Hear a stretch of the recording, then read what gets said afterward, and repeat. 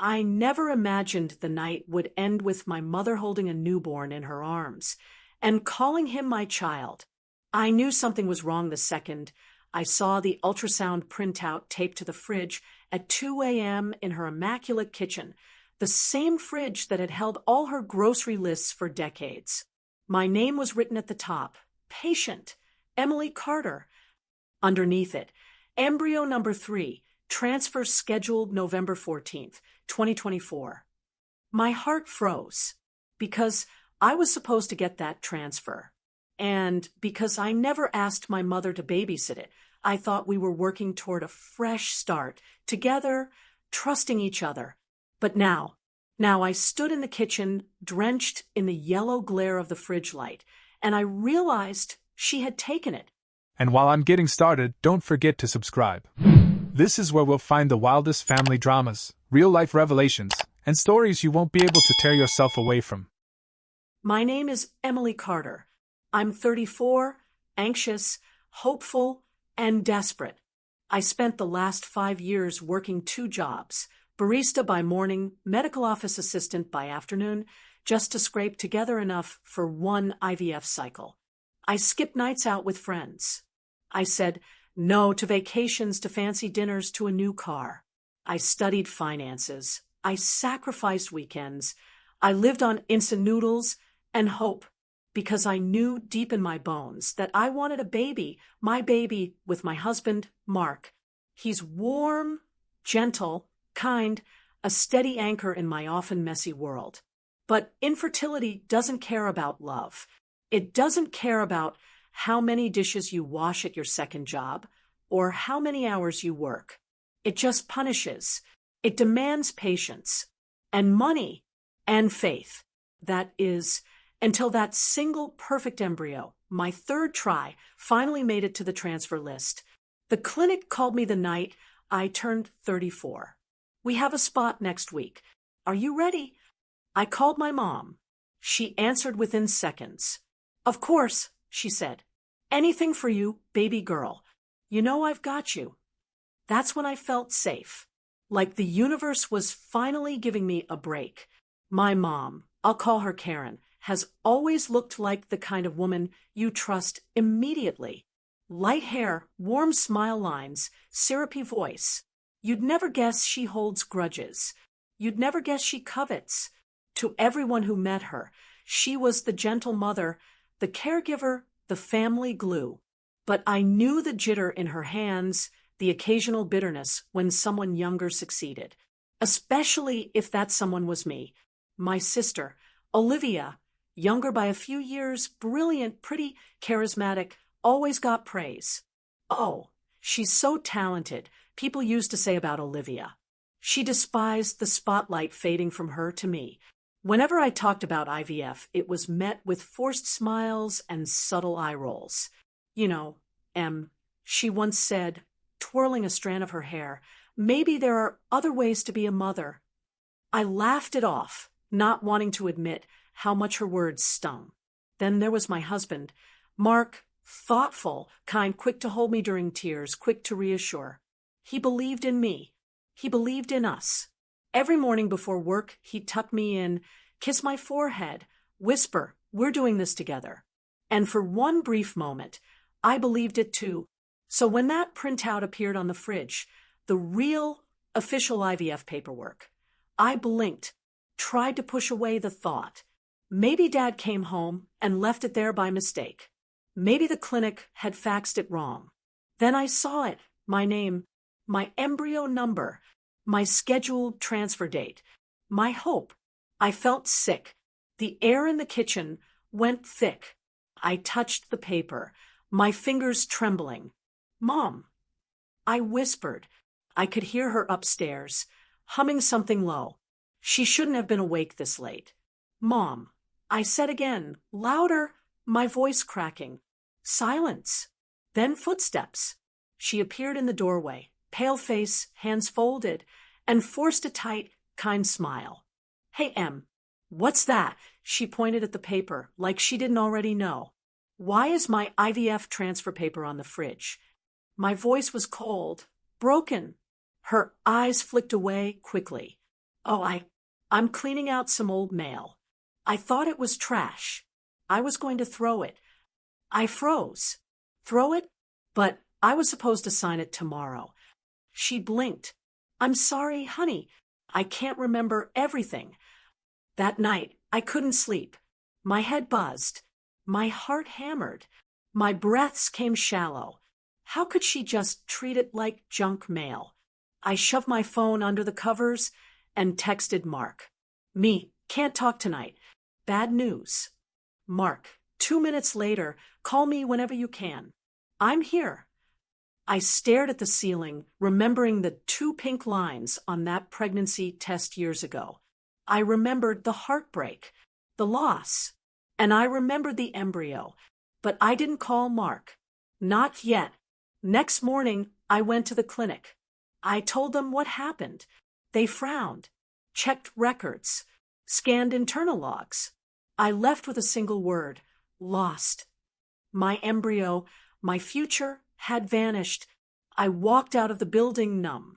Outside, the air was crisp cold. The world moved on. Cars honked, people biked, leaves drifted.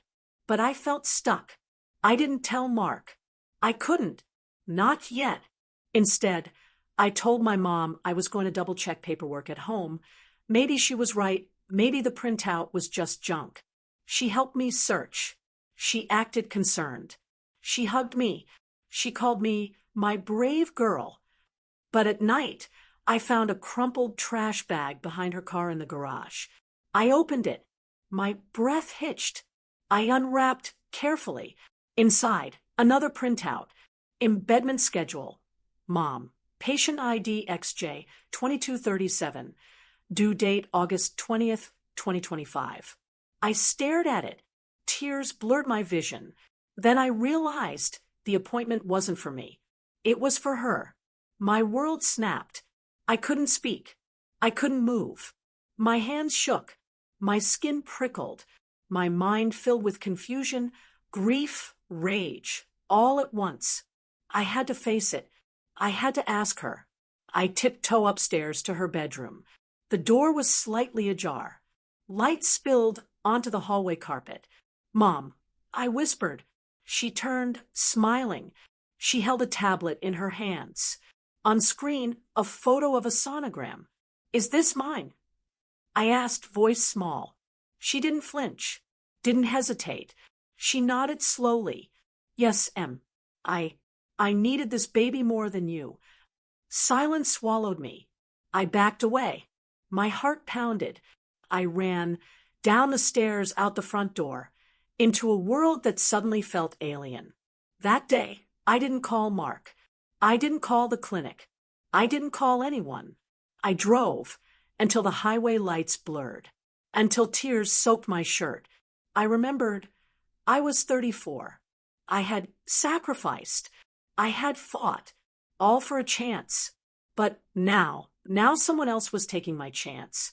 I realized I would not beg. I would not cry for forgiveness. I would fight.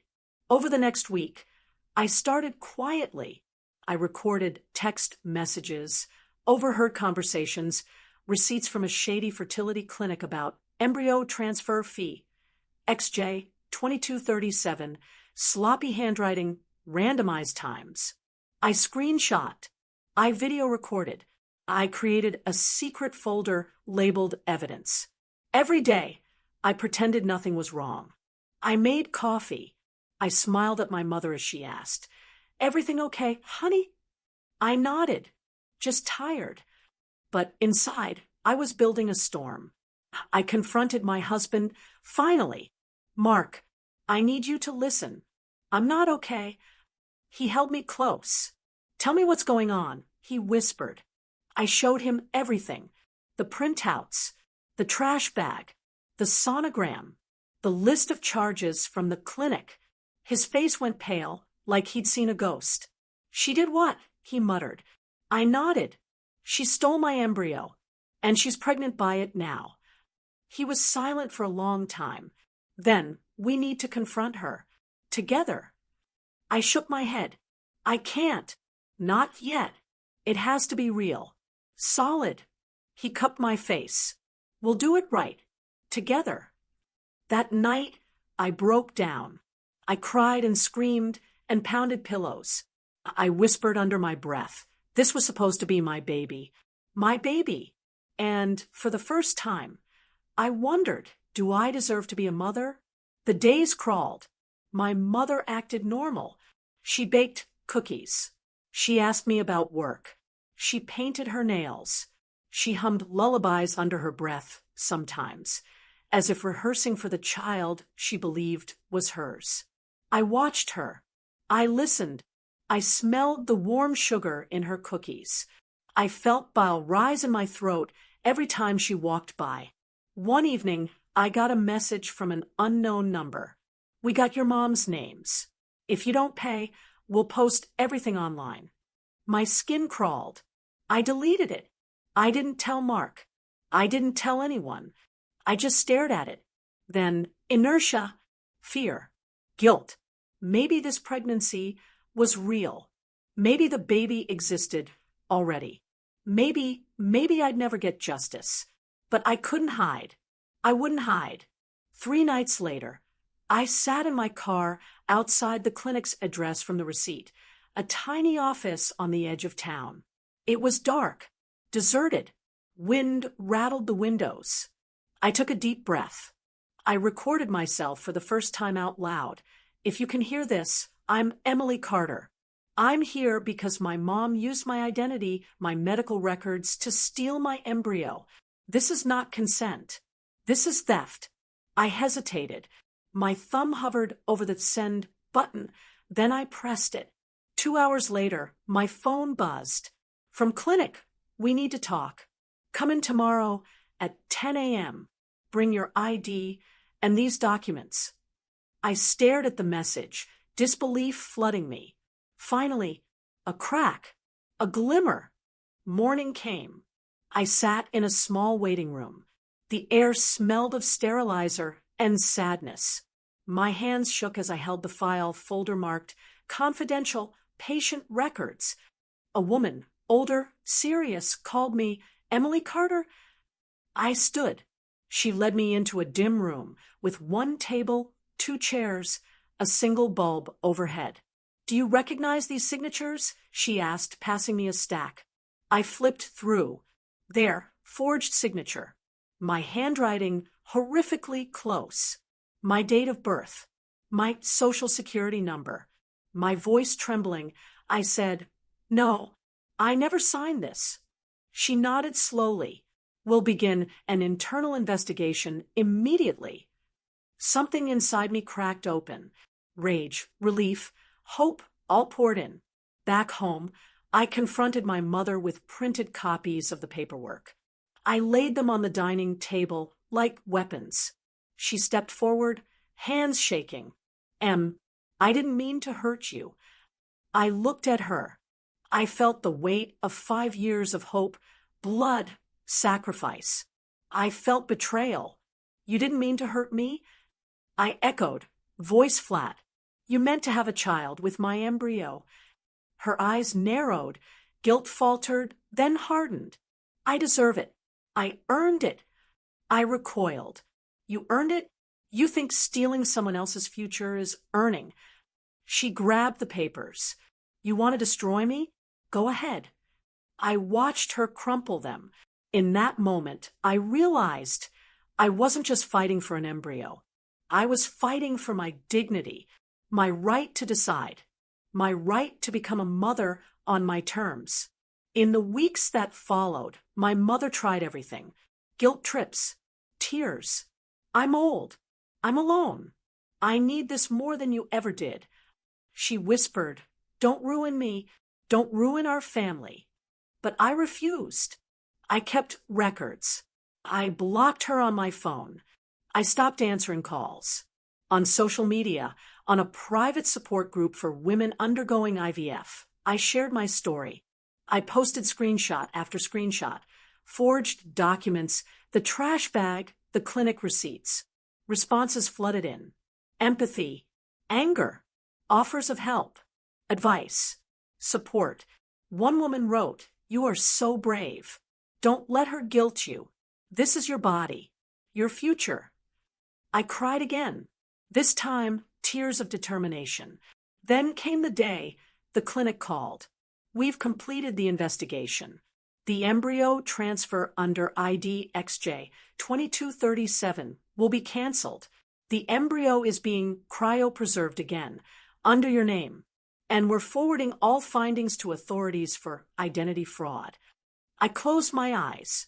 I heard my heartbeat slow. I thought of everything: the waiting room, the stolen printouts, the sleepless nights. I thought, I still have a chance. I met with the clinic doctor privately. She looked tired, sympathetic. "Emily," she said softly, "we're giving you back your chance. But I need you to be sure. This process is hard, emotionally, physically. And this time, you have to think not just about getting pregnant, but about protecting yourself." I nodded. I promised.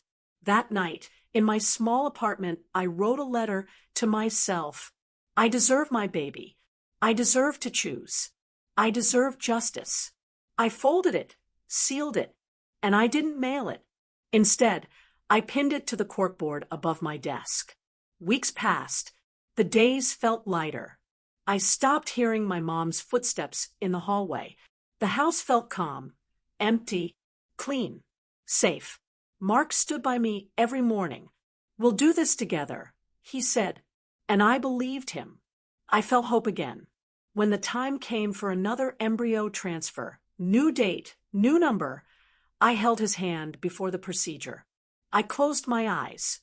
I pictured our future, our home filled with baby laughter, diapers, late-night feeds, first steps, and I realized this time it wouldn't just be about a baby. It would be about reclaiming my life. Months later, the faintest lines on a home test, 2 pink stripes.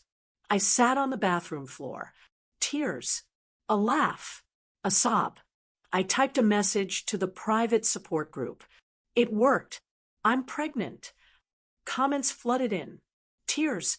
"You deserve this baby." "Congratulations, Mama." I closed my phone, cupped my belly. I whispered softly, "This is my baby." And for the first time in years, I believed it.